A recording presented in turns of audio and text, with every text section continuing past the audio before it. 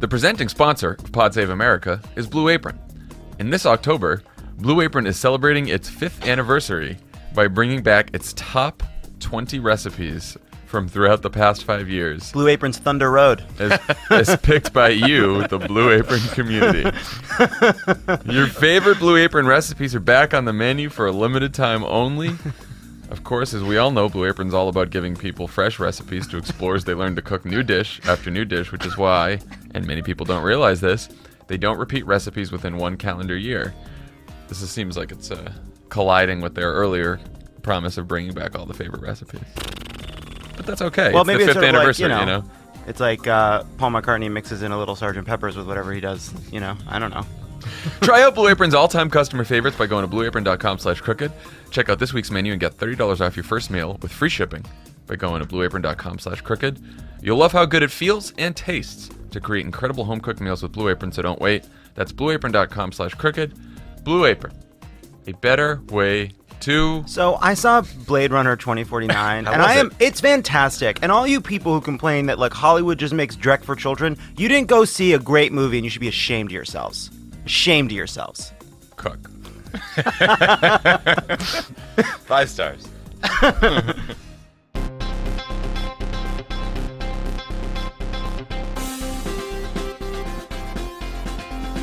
Welcome to Pod Save America. I'm Jon Favreau. Oh, we started. It's Jon Lovett. I'm Tommy Vietor. We've only been waiting here a couple minutes. You just dove right in.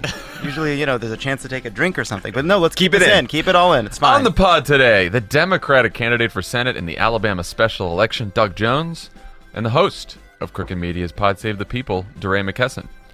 Lovett, now is the part of the show where we ask you to promote your podcast. Oh. Which you have a show?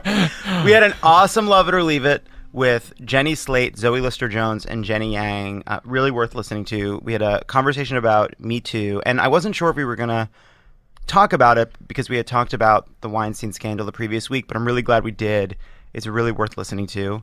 And we have another great Love It or Leave It this Friday. So, we're just great episode after great episode. Also a great anti-Love It rant on Avatar. True. That's true. Which I like that the guests on Love It or Leave It are now coming on and ranting against the host. That's something I support, of course. I prefer when someone comes in with a rant the following week as opposed to what has also happened, which is someone interrupts me mid-rant to do the opposite rant and really takes the wind out of my sails. Again, that would be my favorite scenario. So future Love It or Leave It sounds ideal. Listen and subscribe, all right? And also, while you're at it, go subscribe to Crooked Conversations. We're a couple weeks away from the first episode. Very exciting. And sign up at crooked.com, where there's all kinds of great pieces and all kinds of other stuff. So, there you go. All right, let's get into the news. Yesterday, a funeral was held for Sergeant LaDavid Johnson, who died along with 3 other American soldiers during an ambush in Niger.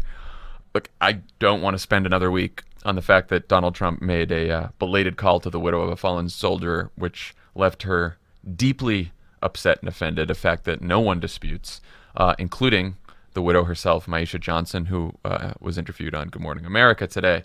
But I do want to spend a few minutes on what happened in Niger, because I think that's a story that, because of the Trump feud, has gone a little bit under the radar.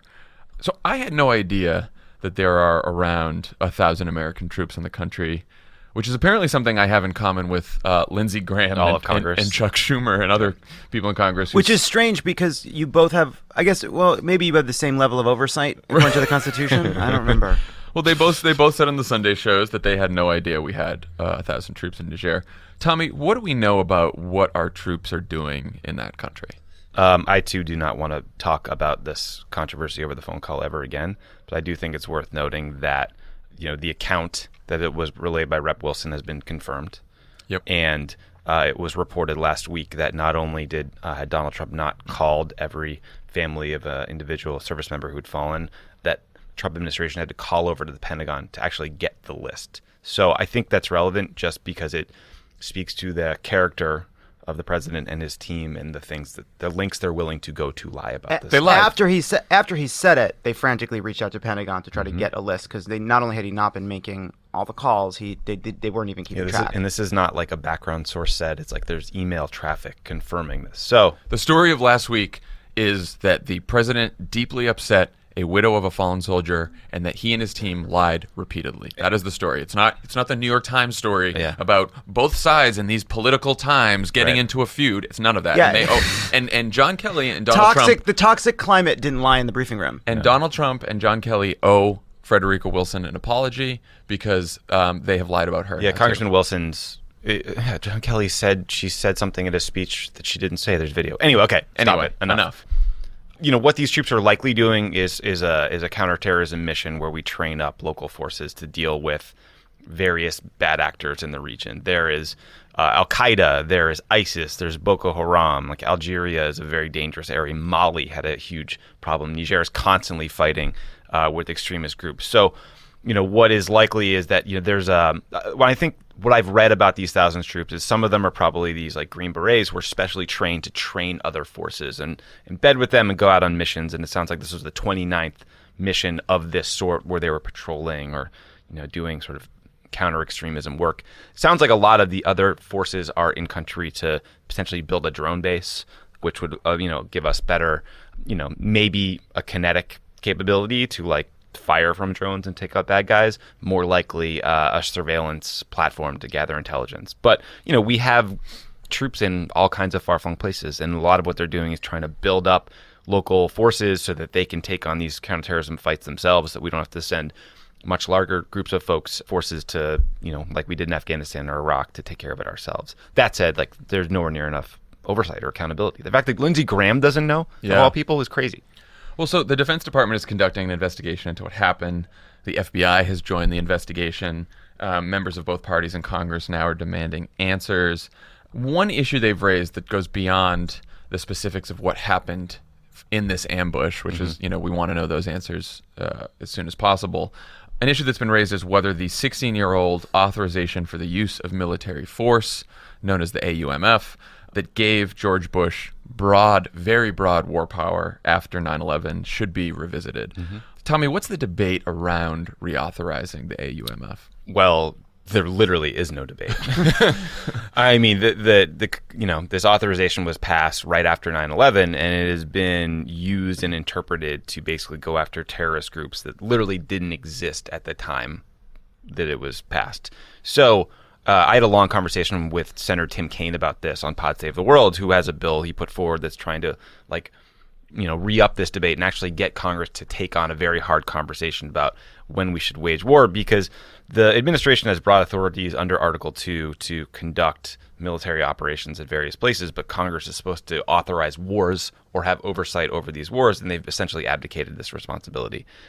This is an instance of we should maybe be careful what we wish for with this current iteration of Congress, because God knows what would come out of an AUMF reauthorization with this group of bozos. Right. But I mean, the fact that they literally don't know what's going on is an enormous concern.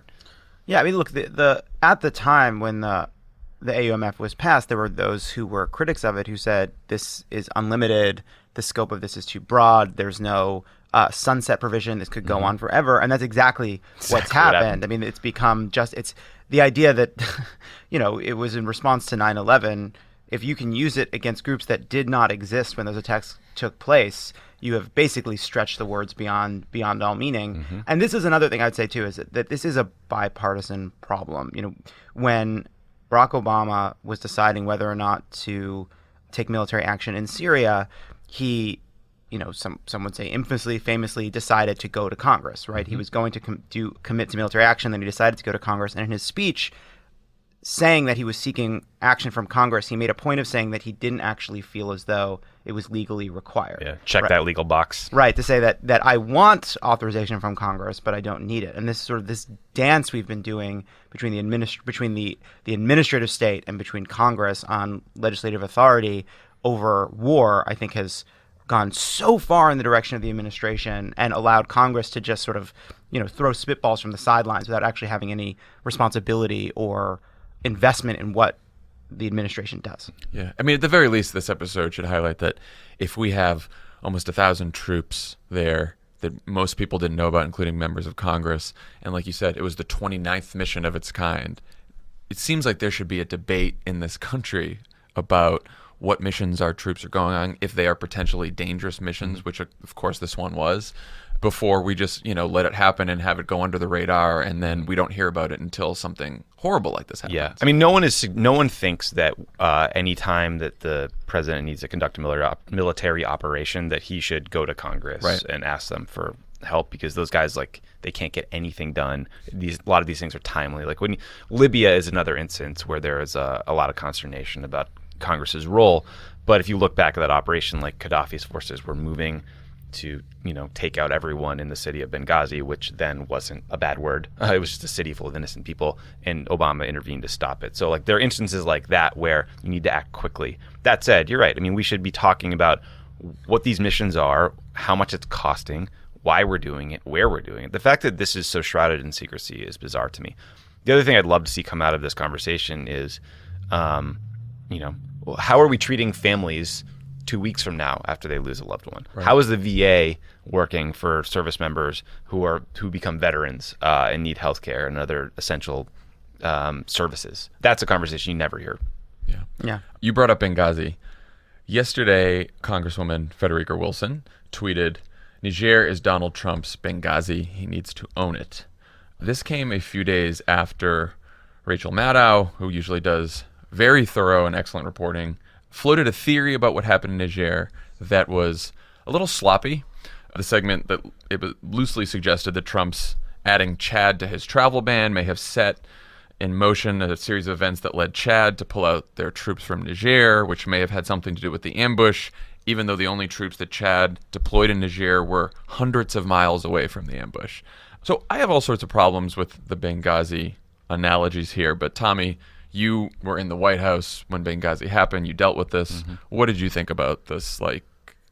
He needs to own this. This is his Benghazi.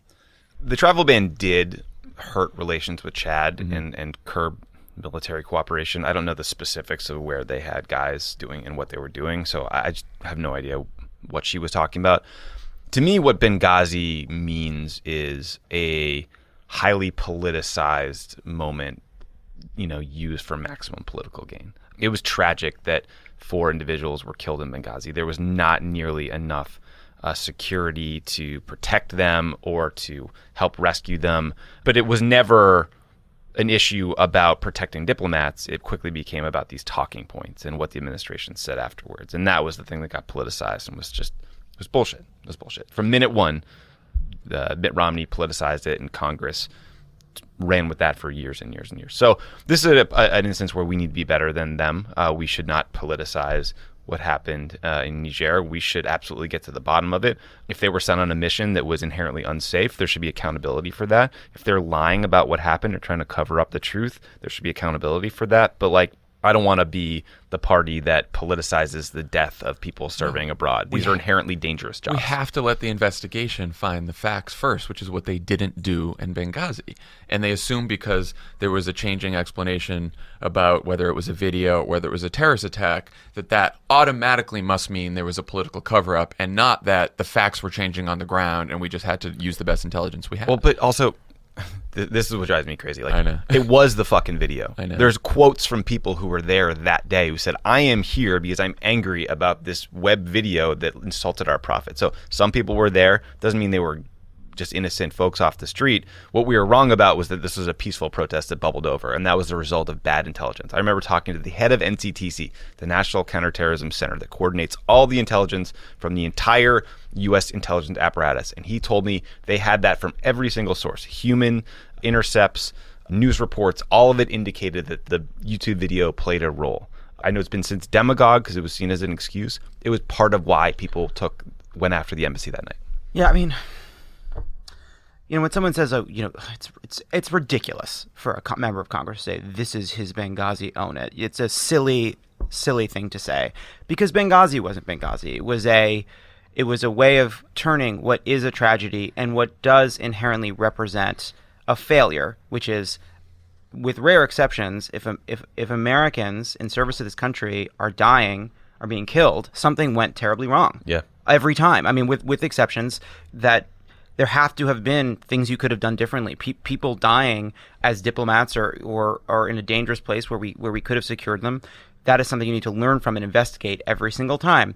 They took that, which is obvious and true and turned it into this partisan cudgel, specifically by using, the developing story as a means of saying, oh, they were lying and they were covering up, and to repeat over and over again for years, we need to get to the truth. We need to get to the truth. But of course, they weren't really trying to do that, and there was no explanation that would ever satisfy, and so you end up kind of fencing with clouds of dust because there's just nothing to grab onto, and it was it was effective. It was a damaging and long-term strategy to manipulate the facts and use a tragedy in Benghazi for political ends, and it was effective. And so any Democrat who looks at that and says, oh, I want to do the same thing because it was so effective, it's just wrong. And we know what you were saying is true because Kevin McCarthy, who was the number 3 in the House that time, said, look, we held all these hearings to drive down Hillary Clinton's approval rating, and it's working. And he said it on TV. Yeah. And his reward for stating the obvious was he was removed from that leadership post. Well, and Lovett, you just said, because I saw this on Twitter, a bunch of Democrats were saying, well, it was effective what they did with Benghazi, and we play too nice,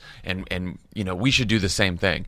And it's wrong, like you said, but it's not just wrong. It's not smart either, right? Like conspiracy theories work better for Republicans because they make people distrustful and cynical about their government, and Republicans don't want people to trust their government. That's sort of part of their ideology. We want people to trust their government.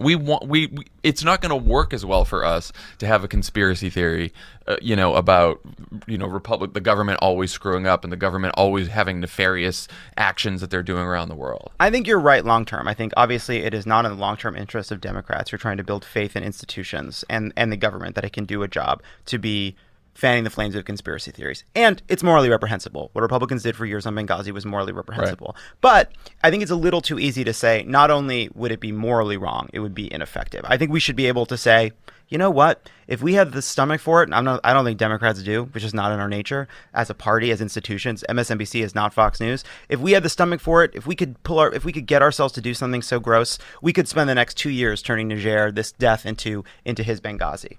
Maybe it would really work. And we should say, even though we think that, we're not going to do it. That's all.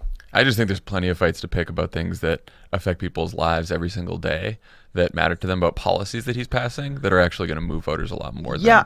If you asked the Romney campaign, if you asked Stuart Stevens, who ran the Romney campaign, whether he thought it was a good idea for Romney to go after Obama on Benghazi, he will tell you today that it was a bad idea, that he wanted economic issues, he wanted to focus on Obama's policy failures, and that he thought that Benghazi was a distraction that was being whipped up by a lot of the folks on the right. Yeah. With Hillary Clinton, it became part of she's untrustworthy, and here's one more example of why she's untrustworthy. They spent years using it on her. They spent years using it on her. And yeah, sure, maybe it wasn't as effective in 2012 against Barack Obama, and you lose and you look for every reason that they lose. But I mean, come on. I mean, it's not as though Hillary Clinton would say, oh, if Hillary had not have the Benghazi cloud hanging over her for 2 years, I'm sure she would have appreciated that. It made a difference. It affected her campaign. It was not a helpful thing. It did become one of the many, many things she had to constantly argue against. And no, it wasn't a positive message, but years and years of this steady, just these nicks and cuts from Benghazi, day after day after day, hearing after hearing, having to drag herself out there for 12 hours. It worked. Yeah, but we should just be honest about that. It only worked because Fox News was another arm of their strategy, and they reported on Benghazi constantly, all day, every day. And not only that, they got major things wrong that made it sound so much worse than it was. For example, the idea that Barack Obama watched this operation happen via some drone feed in the Situation Room. Not true. Crazy. Made up. Was reported repeatedly. They made it sound like there were forces that could have been sent in to rescue people that were called off by the White House for political reasons. Absolutely not true. The whole problem with this controversy is there was this assumption that the motivation behind the White House was to protect the president's record on counterterrorism. That to me just it was so ridiculous because I don't think anyone votes on whether or not you're safe from Al-Qaeda in Libya. You know what I mean? Right. If there was a strike on the homeland, yes, that would be a massive political issue. But this thing was just like a sidebar. But even if you read David French or all the conservatives that we've come to think are our friend now, it's they still think that this was some great big lie cooked up by the administration to hide something. And I lived every fucking minute of this, and it was not. It was I promise ridiculous. you, it was not. But look, I mean, I don't think we disagree. Yeah, no, it's just I just think that Benghazi was a stand-in for all the same attack they threw at her. Because when Benghazi was out of the news, it became emails. When the emails momentarily were out of the news, it was the Clinton Foundation. It was just they were going to try to do whatever they could to show people that she was untrustworthy, and they used whatever issue they It's could funny, find. and they switched too. Like part of the reason it Yeah, was of less course, 'cause they effective. didn't care. No. But part of the reason it was less effective against Obama is the I feel like the original sin that they were really trying to get at is they had a belief that Barack Obama didn't understand terrorism, didn't believe it was a real threat, never took it seriously, didn't want to call it by its name, and so when you blame a video. Right, they're blaming a video because they want to not admit what's really going on. They were just here. angry that Barack Obama was president when Osama bin Laden was killed, and that he was taking credit for that. right. And they thought this would be the way to get it back. Just a reminder that this how could you blame a video? That video led to like hundreds of thousands of people to take to the street in dozens of countries. I remember there was a protest, an angry mob in Australia. That's how far this thing reached. Let alone Pakistan, Yemen, where there was another assault on our embassy there. Yeah. I guess it all just boils down to Benghazi may have been an effective attack for Republicans against Hillary Clinton. The notion that we could turn this into Trump's Benghazi is meaningless nonsense, the wrong thing to do, and we're Democrats, and we don't have. It's not our way of doing business, so it wouldn't work. Put me down for I don't think we should make shit up. I don't care. You can fair. tell me it's effective or not. I don't think we should make shit up. I'm not going to change that position. And by the way, anyone who questions whether these guys were sincere about Benghazi, look at the budget they put forward for protecting diplomats. They got slashed all over them. And but that's the point, right? I don't think it's right when people are like, it's not effective. Maybe it is. We don't make shit up. That's the only point I wanted to make. We should not be in favor of making shit up, and we don't have to convince ourselves it's because it doesn't work. It's just wrong. Speaking of making shit up, over the weekend, a New York Times bombshell revealed that a month after Bill O'Reilly paid a $32 million settlement with a Fox News analyst who accused him of repeated sexual harassment, a non-consensual sexual relationship, and sending her all kinds of sexually explicit material, $32 million. A month after this, Fox News knew about the settlement and still offered O'Reilly a 4-year contract extension worth $25 million a year. Even after O'Reilly left the network, Hannity invited him on his show just the other week. What did you guys think about this story? It's like there's so many different parts to unpack. First of all, there's the thing itself, which is that like Fox News had this despicable culture that went all the way to the top, right? It went from Roger Ailes all the way down, and it was everything from they're demanding that women show their legs on television to removing the things in front of the desk so that women's legs could be visible, right? Mm-hmm. The objectification of women on the air, to a culture of harassment and misconduct from the top to their hosts. Clearly just a massive cultural problem there with Gretchen Carlson has talked about. And then so you deal with that, and then you turn on Fox News, and they've spent the last month saying that Democrats don't care about harassment.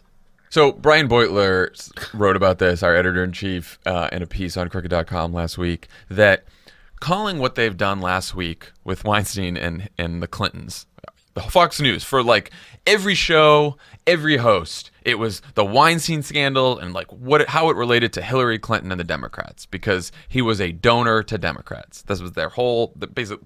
You couldn't turn on Fox without seeing this. And Brian said that calling this hypocrisy doesn't quite get it what it really is here. That it's not just your typical hypocrisy, which happens in politics all the time. That it's something deeper. That it's actually a concerted effort. It's propaganda, and it's a concerted effort to make people distrust the mainstream media, and to also sort of neutralize a liability that Donald Trump and other Republicans have, which is treating women like shit. What did you guys think about that? Yeah, seems pretty true. I mean, it's a morally bankrupt organization. Fox News is morally bankrupt. They sow racial discontent. They have a culture where they sexually harass and objectify women. They lie about Democrats constantly. And like what's remarkable about people like from Harvey Weinstein to Bill O'Reilly to Roger Ailes to Donald Trump is they all think they're the victim. It's remarkable the degree to which these guys think they're aggrieved. They're making hundreds of millions, if not billionaires, and they think that this is someone's out to get them. And it's just like it's the most pathetic possible reaction from these individuals, and it's good for the New York Times for getting the goods on Bill O'Reilly once again. I wish more people cared. Think about the fact that there are women who were harassed by people within Fox News who still work at Fox News, and Bill O'Reilly is pushed out for that harassment, and then he just comes in to do an interview, and they chum around, and it's Stop karate chopping. I'm hitting the table with anger, but you have Bill O'Reilly sitting there with Sean Hannity, like just shooting this shit like a couple little pals, like nothing ever went down. They spent so much money to cover up his abuse and his crimes in that building. It is staggering. It is shocking. Somebody said this yesterday. Nobody pays $32 million for something they didn't do. I think that was Gretchen Carlson. Gretchen Carlson. Yeah. So Roger Ailes wasn't a donor to Donald Trump. He was a close advisor to Donald Trump. Yeah. Rupert Murdoch, Sean Hannity are still close advisors to Donald Trump. Fox News' in-kind contribution to the Republican Party is more valuable than any donor's gift of anywhere in history. And now we have this huge, rich, powerful, influential media organization that has covered up numerous allegations of sexual assaults, sexual harassment against their own female employees, and their hosts say nothing.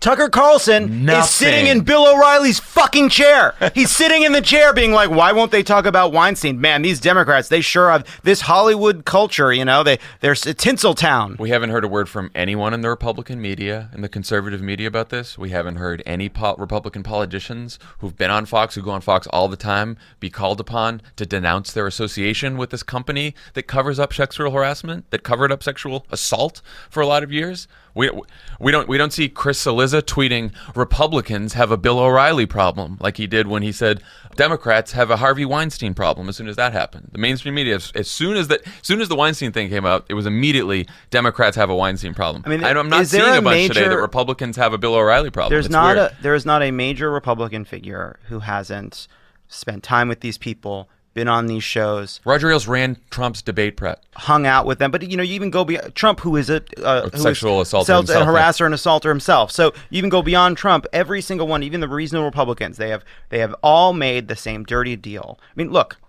their refusal to speak out against Fox News on this, about the disgusting culture inside the building, about what Ailes did to women, about what O'Reilly did to women, it is part of a larger story about Fox News, which is they all know that they've been riding a tiger with this thing, that they have used Fox News to stoke the base and make people angry and animate racial grievances for years and years and years, and they know it's wrong, but it's useful to them, and they're afraid to push back against it. And that's true for the garbage that Fox puts on the air, and now it's also true for their failure to speak out about the culture inside that building. What a toxic, despicable, evil institution it is. It is one of the most destructive forces in American life, and all these guys behind the scenes, the same way they would denigrate Trump, would say the same about Hannity, fucking in cahoots with Assange, about the dum-dums on Fox and Friends. They would all say it behind closed doors. The same way Bob Corker says Donald Trump will launch World War III.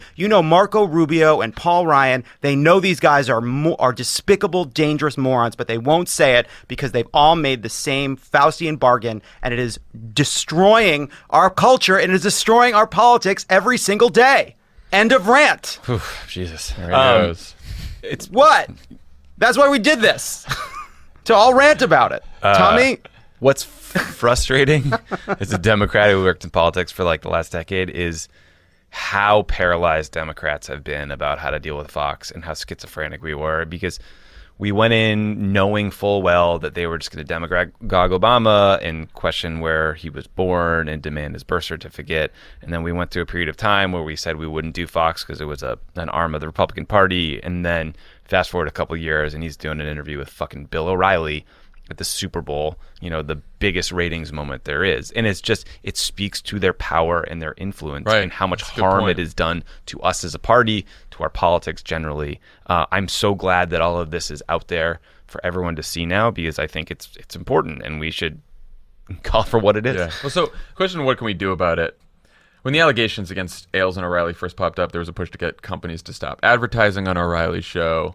I think that worked really well. It did work really well. And I know Sleeping Giants has done a lot of good work on that. Yeah. They're doing something else now on another right-wing media organization. There was a story on Think Progress last week that we didn't get to cover about how Robert Mercer, who funds Breitbart and Bannon and Milo and the other white supremacist Nazi sympathizer crowd, He made his money as co-CEO of a hedge fund. Tommy, do you want to talk about the story a little bit? Yeah, I mean, Robert Mercer is a billionaire. He's the co-CEO of Renaissance Technologies, or RenTech, which is a big quantitative fund that uses computers to make a ton of money. And so some of their funds are private funds just for employees, but some of them are big public funds that have major institutional investors. And what Think Progress did, which I thought was very smart, was just go through a bunch of forms that public institutions, many of them nonprofits, many of them for the public good, have released that show their investments in Renaissance Technology. So it was, organizations like the Public School Employee Retirement System of Missouri, Columbia University, Michigan State University, the Los Angeles Water Power Employees Retirement Plan. Like, there will be many, many more.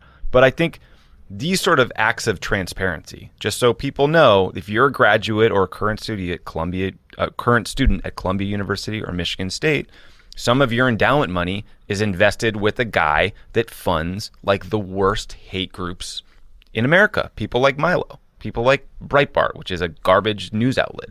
And if that bothers you, you should write a letter to the editor or call the school and ask them to divest. This public pressure works. Michigan State released a pathetic, tepid statement that essentially skirted the issue. We should keep the pressure on and just call them out. If they think it doesn't matter, if they think profits are more important than what Mercer does with his money, that's fine, but they should just say it. Yeah. Yeah, Spartans, if you're hearing this, go blue. Okay. Yeah, I learned something in Michigan. That was good. Yeah. No, but I think it's important. I think it's important to keep this public pressure on people who have financial ties, people like the Mercers, people like Fox News, right. Because we can sit here and yell about it again, like we always do, or we can try to start doing something about it. And these campaigns worked when a lot of advertisers. I mean, that's why O'Reilly had to leave in the first place. It wasn't because Fox News, out of the goodness of their heart, decided to let him go. It's because there was pressure. But the National Academy of Sciences has $31 million invested in Renaissance Technologies Equities Fund. Wow, science is doing well. Yeah, they're a nonprofit dedicated to research and public advisory on subjects like math, engineering, medicine, and science. That climate change boondoggle is really paying off. Things that Breitbart and the right wing of the Republican Party are undercutting every day. That's an odd alignment of their investment priorities, their fiduciary and their moral priorities. I would also say, some of the issues around where people spend their money, they rise up to the surface in a strange way. Not wanting to say spend at Chick-fil-A because of the causes that the owner of Chick-fil-A supports, because they've been anti-gay. The larger forces in our economy around where investment goes has a much bigger impact. And Charlottesville, the rise of the alt-right, all of it didn't happen in a vacuum. It happened because of a massive, well-funded secret architecture. And that architecture took that took a huge, huge amount of money, and it took deep-pocketed billionaires. And the Mercers have been quieter about it than the Koch brothers, but the Mercers make the Koch brothers look like Soros. And they are a dangerous little faction, and they deserve this attention. That's all. Oh, yeah. Okay, before we get to our guests, let's talk about tax reform. something that's going to happen in Congress that's going to affect millions of people's lives. Literally all of us. And the entire country, so we should probably spend some time on it here. Trump's big push for his $6 trillion tax cut has begun. He had an op-ed in USA Today. I'm sure he wrote it himself. He did an interview yesterday. I would love to watch Donald Trump type at a keyboard. I would love to watch the hunt and peck of those tiny little hands. He does the tweets, right? That broken mind, like losing track halfway through a sentence. Do we know that he does his types? I don't know if fingers? Scavino, maybe the golf caddy's behind it. Dictated but not read. He did to a moron. He did an interview yesterday with Maria Bartiromo. Speaking of in-kind contributions to the Trump campaign, man, she is captured. She was found by Roger Ailes when he was running CNBC. Right. And where, of course, Trump again said the tax cut would pay for itself by spurring all kinds of economic growth, something that has never happened in the history of huge tax cuts. So the Senate last week passed a budget that paves the way for a tax cut that would increase. So the Senate's budget said it is okay if we pass a tax cut that increases the deficit by $1.5 trillion. And to do that, the budget also, paved the way for massive cuts to Medicare and Medicaid. So that's lovely. So now the question is, can this thing pass? So they still have to pay for $4 trillion, about $4 trillion worth of the tax cuts. To do this and to make it real tax reform, they have to find tax breaks in the tax code right now to get rid of. This has become a problem because their whole promise on this is that they will only have tax reform that helps the middle class, that doesn't raise taxes on the middle class. But now they can't say that if they eliminate some of these tax breaks, like, if they pare back the mortgage deduction, if they get rid of the deduction for state and local taxes, that this isn't going to actually raise taxes on some middle class people. So they have these two factions in the party now. They have the deficit hawks. People like Corker, Bob Corker said, he will not vote for a tax package that increases the deficit by a dime. So bad news for Bob Corker on this. And there's some people in the Freedom Caucus in the House that are saying the same thing too. And then you've got like the no tax increases crowd, which is, Rand Paul said he wouldn't vote for anything that increases middle class taxes. Trump keeps walking back all of these reports about Trump was reportedly upset about the proposal to end deduction for state and local taxes. He tweeted this morning that they will not be limiting contributions to your 401k plan, which was the most politically unpopular thing I could imagine that leaked out. Yeah. That they were going to try to limit the deductions you can take in your 401k plan, while cutting taxes for the investment income of those at the very, very top. Yeah, and ditching the estate tax. Yeah, it's pretty. So what should our message be here? What should Democrats be saying about this? I think that I think this is a big opportunity. I think that the four Schumer principles, I think, are right. And the four Schumer principles are no tax cuts for the rich, no increase in the deficit, no tax increases for the middle class, and regular order, which would mean you need 60 votes, which is not going to happen. Yeah, I would say you get rid of the process stuff, and I think you just say Democrats have a simple rule: we are not going to pay for tax cuts for the wealthy by raising taxes on the middle class or cutting healthcare for regular people. I think that's a pretty simple message. I think probably it would be good to go even a step further and say Democrats are here to work with you to reform our tax code. We'd love to help make taxes simpler and easier for people to pay, but we don't think that should be done on the backs of working people. We think that wealthy people have done really well, and that if we're going to reform our tax code, it starts with them. The Democratic messaging is going pretty well, right? Because according to CBS News tracker poll, 58% of Americans think the current proposals would favor the wealthy, which is correct. Right. For once, people understand the implications of policies in a way that's accurate. And you can tell that's actually gotten into Trump's head because Maria Bartiromo kept asking him incredibly leading, pathetic questions about this, and he's upset that Senator Schumer would dare to say the fact that this is actually going to overly help the 1% or the 0.1%. I do think it's good to zoom in on bite-sized pieces like the estate tax. I thought back in the day when Democrats called the estate tax the Paris Hilton tax, that was pretty good. We're going to need to pick a new relevant celebrity in 2017. But that kind of stuff tells a story. Paris. Yeah, sorry, Paris. It's been a long time since that show. What was that show called? Keeping Up with the Paris? You think you got Paris is burning? That's wrong. I think there's a couple things you got wrong. There's a little confusion. No, so obviously, Tommy, it's interesting you say that because Republicans are obviously worried about this. There's talk now that they are floating a proposal so that they will have no tax cuts for anyone making over $1 million. So plenty of tax cuts from like $500 to $999,000, and then of course there's the pass-through tax cuts. Right. There's the estate tax cuts, all that kind of stuff. And the Koch brothers are like, this is not what we paid for. That is true. Yeah. Right? The Koch brothers paid for all the research that led to the Ryan plans, all the polling, all the fucking focus groups, all the think tanks that they funded and propped up for decades to get us to this moment. Sorry, I've been reading too much of Jane Mayer's fantastic book, God, there he Dark goes Money, again. when we talk about How's this. your job at Penguin Press doing? But like, people need to understand that this policy is bought and paid for by the people that would benefit. Like $200 billion worth of money will go back to the richest Americans if they repeal the estate tax. This is what they want. Yeah. Sorry, John, I cut you off. I was going to say Grover Norquist, our friendly tax expert, is already upset about this. He's like, I think this is one of the top 20 stupidest ideas I've ever heard. So they're not going to be able to get this through easy. And also, but we should just know that if you hear a big report that, oh, now Republicans are saying no tax cuts for millionaires, it's not correct. They're trying. That may be true if they put in a provision for your individual tax rate, but what they're going to do with the estate tax, what they're going to do with corporate pass-throughs, investment tax, all the other stuff, it's a win. Nonsense. Most of this, the large majority of this tax cut is for people who are making at least $500,000 or more. It's which is not most Americans.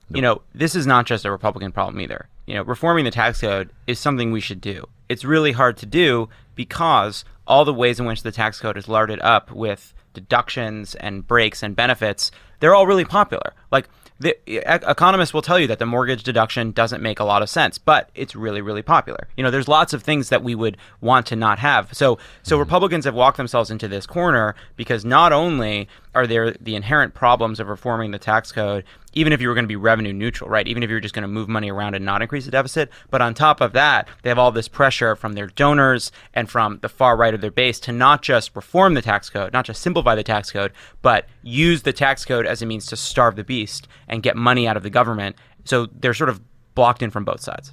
Yeah, so we should keep pushing this message, and we should keep pushing it through all the other crap that Trump tweets about. No cuts to healthcare to pay for tax cuts for billionaires. Pretty simple. Pretty simple, guys. It's so funny the way deficits only count for Republicans if they come from spending. I mean, the Tax Policy Center thinks that will reduce federal revenue by $2.4 trillion over 10 years and $3.2 trillion over the next 10 after that.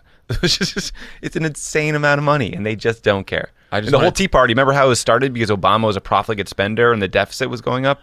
And no one cares. And that wasn't just a Tea Party thing. That was all of centrist Washington and all the pundits and thinkers and they all prayed to the altar of Bull Simpson and the deficit reduction and it's so Obama doesn't care about the deficit and if we Why can't the people come together to cut Social Security and who will look out for the op-eds that have been written?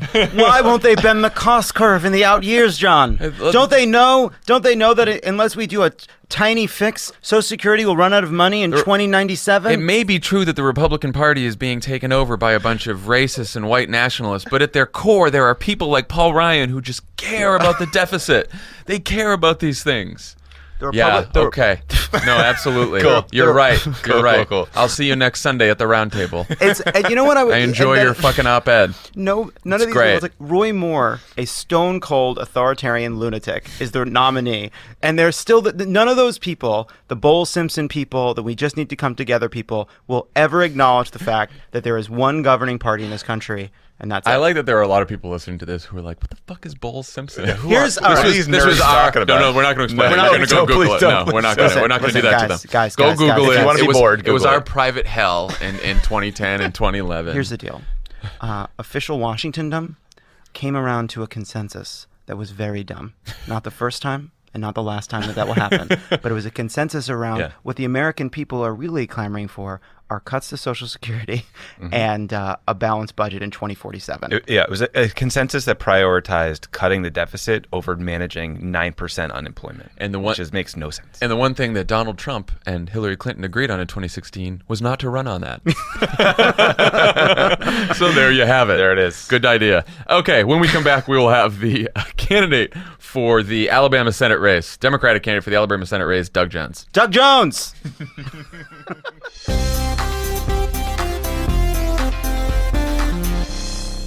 Pod Save America is brought to you by Lyft.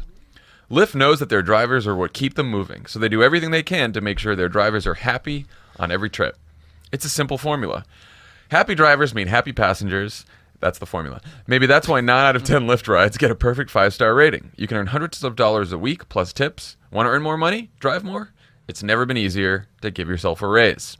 Lyft was the first rideshare platform with tipping built right into the app because getting tips shouldn't depend on your passenger having a crumpled bill in their pocket. You keep 100% of the tips and they add up fast. Drivers have been paid over $200 million since the feature was first introduced. And ExpressPay lets you get paid almost instantly instead of waiting for weeks. Lyft has even taken the guesswork out of pickups. The new AMP device uses color coding to help passengers find their drivers. So join the ride-sharing company that believes in treating its people better. Go to lyft.com/crooked today, and you can get a $500 new driver bonus. That's lyft.com/crooked, lyft.com/crooked. Lovett didn't make any jokes in this ad because he was reading Twitter. Limited time only. Terms apply. Now, how does it feel? Not great, huh? Not great. You feel a little bit alone? Feel like you're out there by yourself? My job is not to make jokes in the ads. My job is to just read them. On Love It or Leave It, you're supposed to provide color commentary. And sometimes I look over and it's like, you're knee deep in an argument with some right-wing nut. The meanest thing you can do to Love It is allow him to deliver a monologue. We all know that. Pod Save America is brought to you by Comedy Central's The Opposition with Jordan Klepper. Did they update it? This looks funny. Did they update it? I don't know. You're about to hear. You're about to find out. Every weeknight after The Daily Show, Jordan Klepper and his team of citizen journalists protect us. Oh, the it's new. Futon Marines. Ooh. Oh, Futon Nice. Marines. Against the An update. Against the two biggest threats to national security in 2017. Threat number 1, globalist propaganda being churned out of the fake news machine. And threat number 2, Barack Obama. I would amend that to Hillary Clinton. Yeah, I know. Pretty good. No, Shadow I think president. that's funny. I think it's funny. And I really like Futon Marines. You know what? We like couch soldiers, and now we're up to Futon Marines. Huh? Maybe next will be Lazy Boy Admirals. Cool. I'd workshop that. Tune out the mainstream establishment fake news and tune into the opposition's alternative media landscape. Although landscape is just an expression. It's not an actual landscape. It's a TV show. Oh. The elite overlords who claim dominion over the puppet realm do not want you to know this. Puppet realm. Join the opposition with Jordan Klepper, weeknights at 11:30, 10:30 Central. You know who's after the Daily Show you know who's in on charge Comedy of the, Central. You know who's in charge of the puppet realm? Sean Spicer, because he was a puppet. On the pod today, we have the Democratic Senate candidate for the special election in Alabama, Doug Jones. Doug, thanks for joining us. Hey, guys, thanks for having me. I really appreciate it. Awesome. So Alabama has not elected a Democrat to the Senate since 1992. Trump beat Clinton by almost 30 points in 2016. What made you say this is the year? All right. Well, a couple things. First of all, it was before 1992, it was 100 years before Republicans had ever elected a United States senator. So there's a time and a season for everything. And it seemed like that now people are hitting political reset buttons. I think the healthcare debate obviously helped that, where people are looking at a lot of issues. And when you focus on issues, I think the time is now to have people have a real voice. They're tired of the chaos in Washington. They're tired of the dysfunction that, quite frankly, can come from both parties. And they want somebody who can reach across the aisle, somebody that will have dialogues instead of monologues and try to work to get things done rather than just drawing a line in the sand and crossing it. I think that's what people have been looking for in Alabama, and it was just time to give that voice out there and to air that voice and to let people move forward. Doug, it feels like there's sort of a challenge in this race, which is that you're trying to put forward a unifying message about bringing the parties together, and there's a whole bunch of efforts by national Democrats to come in and sort of support the race and talk about Roy Moore. Do you think those efforts are helpful? And can you talk a little bit about Roy Moore's views on social issues and whether or not he's too extreme for the state? Well, I think that this race is going to be about an Alabama race. I mean, it has obviously had a lot of interest across the country, but this is an Alabama race with Alabama issues, what we call the kitchen table issues about health care, about education, about jobs. Those are kind of issues, though, that cut across from state to state. Everyone is concerned about those issues, and it's just simply the best way to get people to focus on those, which is, I think, what our campaign is doing. And you contrast that with a guy who has been removed from office twice, elected twice as Chief Justice, removed from office twice for following his own agenda rather than the rule of law and obeying his oath that he took to the people of this state. He is a divider. He's, I think, a figure that is really divisive in this state. People don't want that. He talks a lot about his religion, but yet at the same time, he doesn't practice the same kind of religion that I grew up with in the Methodist Church in Alabama. And so I think people want to go past that. But again, when you look at that history and when you see the just incredibly divisive, lack of respect, lack of equality, a message that he has across the spectrum, people don't want that. They're tired of that. They want someone who can work across the lines, somebody that can have a conversation, because they know that finding common ground is really the only way to move Alabama forward. So, Doug, it's pretty clear that if you're in this race, you're going to need to pull in people who maybe haven't voted Democrat in a while. And you're on the ground, you're talking to people. What opens people's minds to maybe voting in a way they haven't before? Is there anything that surprised you when you're, say, talking to an independent or a conservative-leaning person who maybe all of a sudden you realize you've kind of broken through with? Is there anything that you think people ought to know about that? Well, it's been interesting to me. I think in terms of surprises, I think what I've been surprised at is that the number of people that have decided to look past party labels to try to talk about issues and to get things done we're bringing along with us, and people are calling us in numbers that I just didn't dream that we would see. We're always hoping for those numbers, but, and it's across the spectrum. I've got business leaders who believe a figure like Roy Moore is bad for business. And if it's bad for business, it's also bad for the working men and women. So we've got an interesting dynamic, I think, right now where you've got a candidate who is talking about being a unifying force. And on the one hand, you've got business leaders lining up to support. And on the other hand, you've got organized labor and hardworking folks out there. You've got a diverse group of people from all races and religions that are lining up.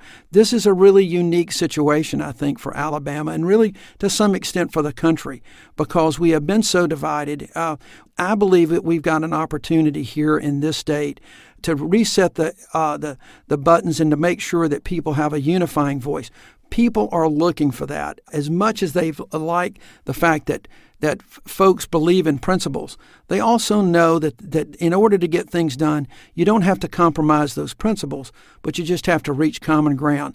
I think that voice in the South is a voice that can accomplish that, and I think people in Alabama right now are beginning to see that, and they don't want to throw someone in Washington like Roy Moore who will just contribute to the chaos. In 2002, you successfully prosecuted the last two perpetrators of the 16th Street Baptist Church bombing in 1963. When you look around today at what happened in Charlottesville, or some of the people Donald Trump and Roy Moore associate themselves with, do you see progress on race? Do you think we're still stuck with the same prejudices and divisions? What do you think? Well, I think we have made tremendous progress in this country, and particularly in Alabama. If you look around, we've made tremendous progress. On the other hand, we seem to be taking steps backward, and that is for political reasons, whether it's denying people access to the ballot box, restricting their rights to vote, any number of things. And it's very disturbing to see the white supremacists walking through the streets of Charlottesville with tiki torches and all of their chants. I'm not going to throw stones at who is causing that rise, but I know this. I know we got to stop it. I know we've got to dial that rhetoric back. We've got to learn the lessons of history from the past, and I think we did that in Alabama with my cases. I've traveled all across this country over the last 15 years talking about those cases and talking about how we've moved forward. We need to make sure that we remember those what happened and the sacrifices that were made so that we don't continue to have sacrifices that we saw in Charlottesville with an innocent person who was there to just simply counter the white supremacists and the Nazis. Those are voices that have no place in the United States of America. How do you think Jeff Sessions is doing as Attorney General? Obviously, he was a popular politician in Alabama and has been fairly controversial since Donald Trump appointed him. What are your thoughts about Sessions? Well, I think that Jeff's doing what he absolutely set out to do, and that is to kind of take a look back into the 1980s on the war on drugs and other things. I disagree with him on many points on how to best our criminal justice system can best go forward. He's had a really rough start between a relationship with him and the president, which made things very difficult, I think. But if you just look at some of the policies, I'm concerned about those policies.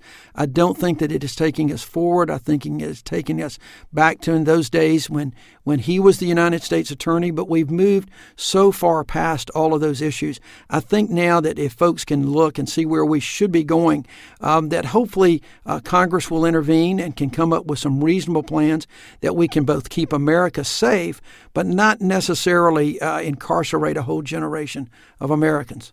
So, Doug, a lot of Democrats running in the Deep South take pretty conservative positions on both cultural and economic issues. You are running as a mainstream Democrat. You've been unapologetic about your positions on choice, on climate change. What made you go this route? Well, because, that's number one, it's the things that I believe in. And I think for too long, too many people running for office, and in fact, too many people who get in office sacrifice those kind of things that they truly believe in order to gain a political advantage or to remain in office or to get elected. That's really not who I am. I am who I am, and I have beliefs and principles that I like to talk about. And I think that if you look at historically, those voices need to be heard in the South. They need to be heard in the West. They need to be heard in the North, and they need to be heard in the East. And people should not be afraid to stand up for the things that they believe in. But again, the problem is not standing up for what you believe in. The problem is where someone just draws a line in the sand and dares someone to cross it, and it's either my way or the highway. I'm absolutely convinced, and I think my history in my career, both in private practice as well as an assistant U.S. attorney and U.S. attorney, and going back to my days with Senator Howell Heflin in his first term in the Senate, has been one to stand for your principles and to explain those principles and not give in, but to try to find the common ground and understand that there are opposing views out there that you need to talk through to try to make things go forward. Doug, what do Alabamans make of professional fascist Steve Bannon jumping into the race and making this one of his causes this cycle? I don't know. I think that remains to be seen. Obviously, he gets a fair amount of the news. The way I see this is that, candidly, I think he's just taking advantage of a situation. Steve Bannon didn't make Roy Moore. Roy Moore made Roy Moore, and he is who he is, and that hasn't changed since Bannon got into this race and got involved. I think he sees it as an opportunity and is claiming the mantle for himself when, in fact, he really had nothing to do with Roy Moore or winning the Republican nomination that Roy Moore won. It was all about a history and a base of support that everyone knows that Roy Moore has built up. Doug, thank you so much for joining us. Good luck with the race. The election is on December 12th to succeed Jeff Sessions in the U.S. Senate. We wish you all the best. Guys, thank you so much for having me. It was a real pleasure. Hope to do it again. Take care, Doug.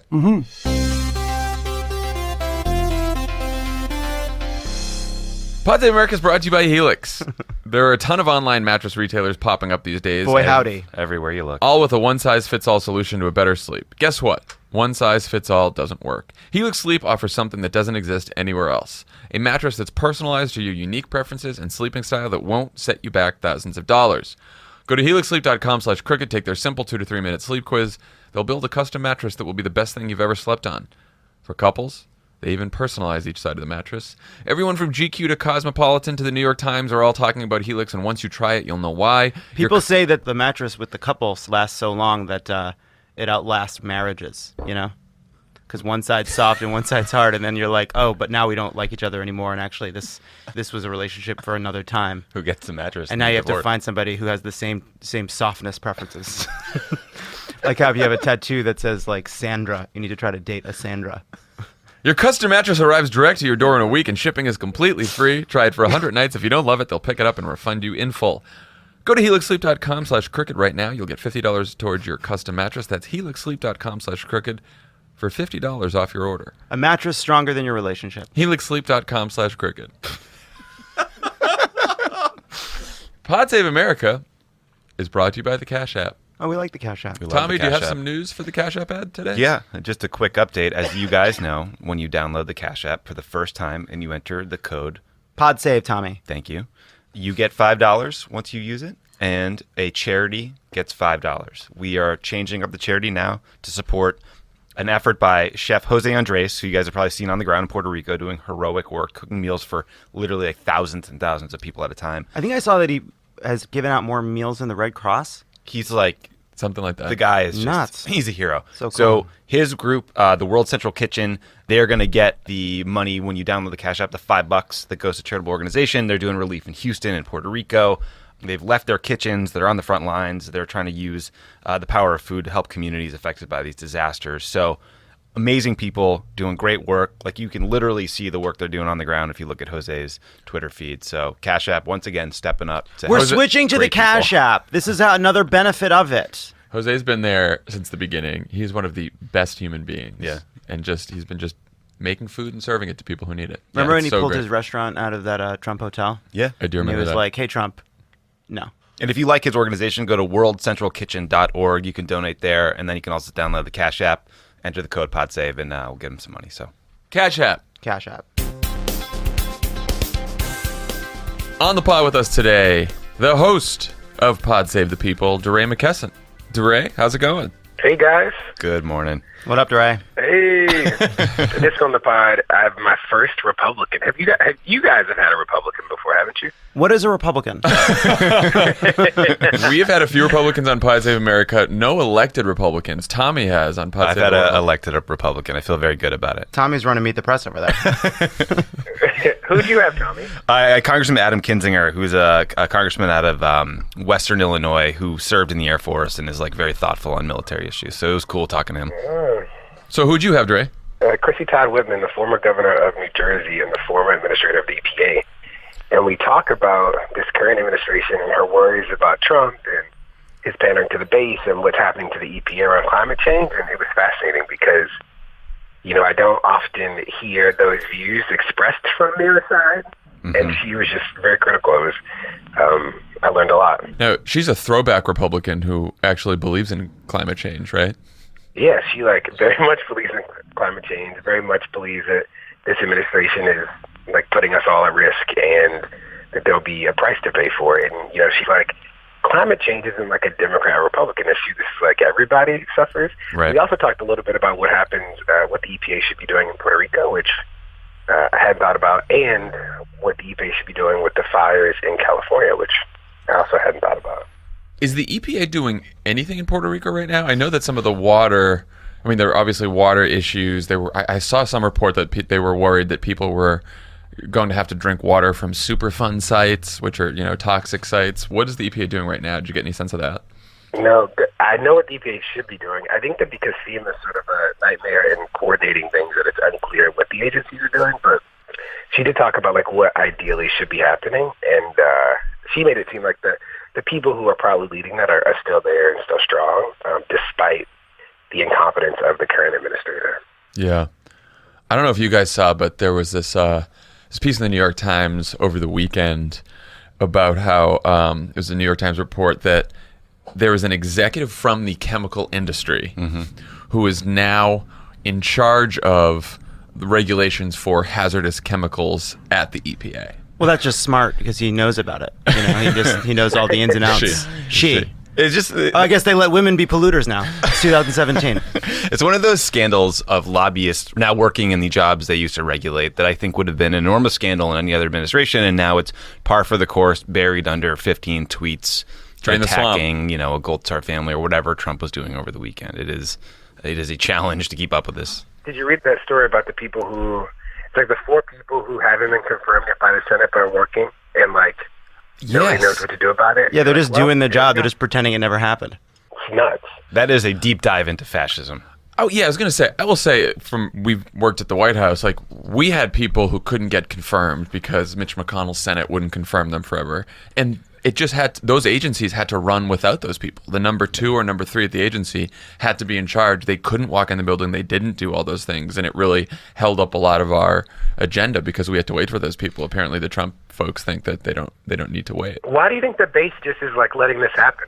Do you think that people just feel I don't know. It's not on the news. It's not on the base's news. It's not. Fox and Friends and Sean Hannity do not cover lower level appointments to the EPA or HUD.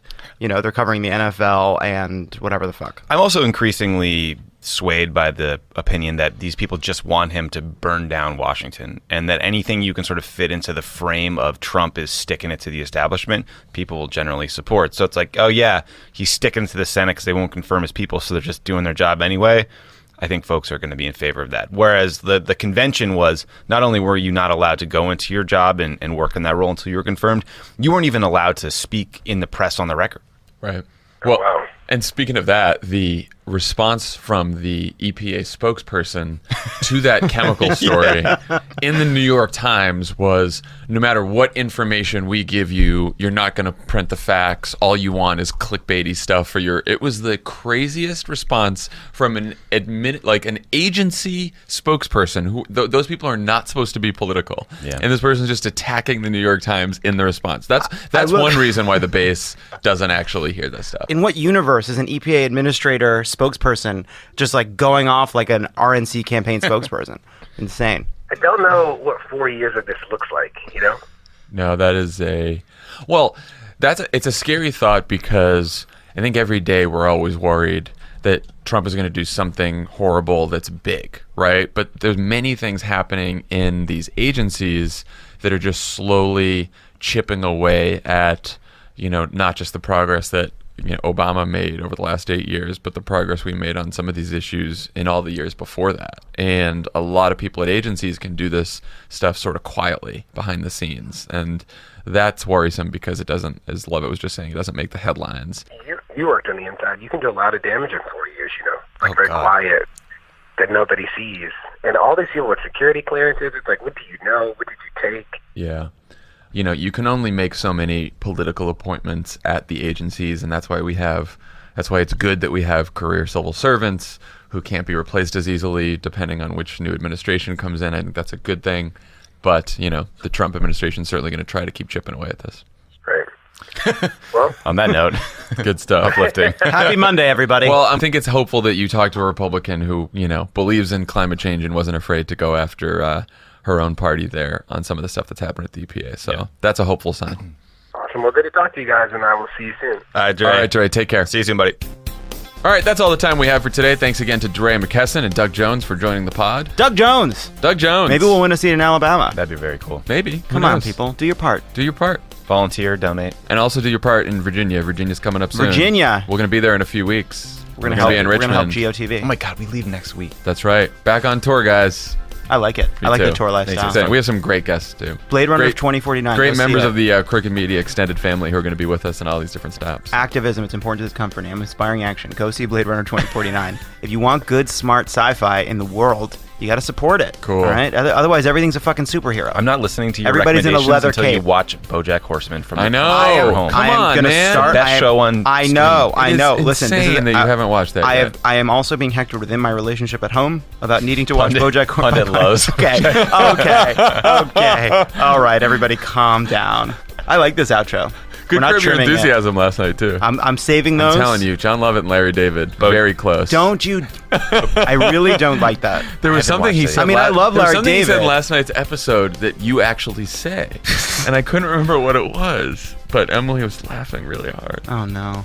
She texts me that. She texts me things that are not meant to be insulting, but often are. Like Molly asking me the rules about Dungeons and Dragons, just assuming. I don't know. I've never played that game. All right, everyone. I think outro's over, right? Probably. We'll see you next time, guys. Bye.